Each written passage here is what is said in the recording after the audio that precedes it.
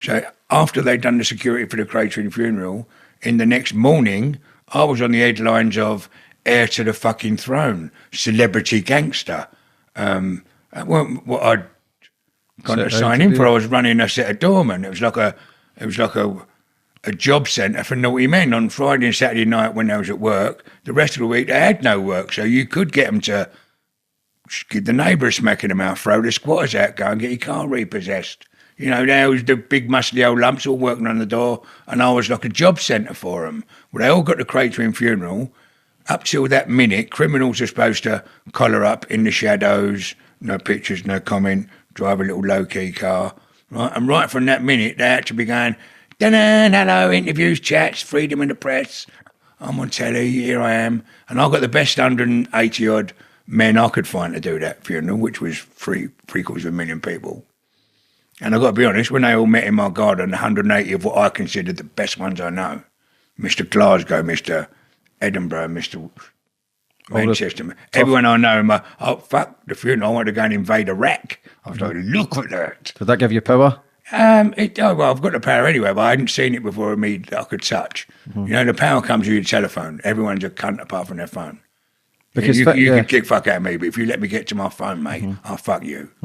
Whatever. So clearly got a lot of contacts still. Yeah. And the police, after that day, saw that, and although they understood about organised crime, that was the first time in this country they had seen organised crime to such a volume.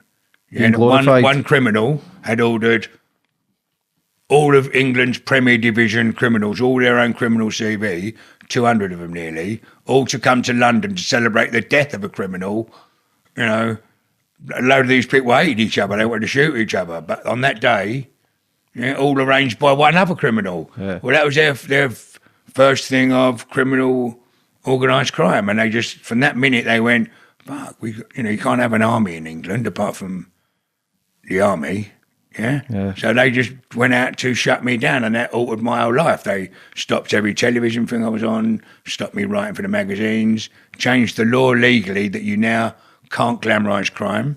Right, the whole country was going through the freedom of the press, and everyone was liking what us little boys had to say. Not that we're right or we're glamorising crime, but we made it sound entertaining.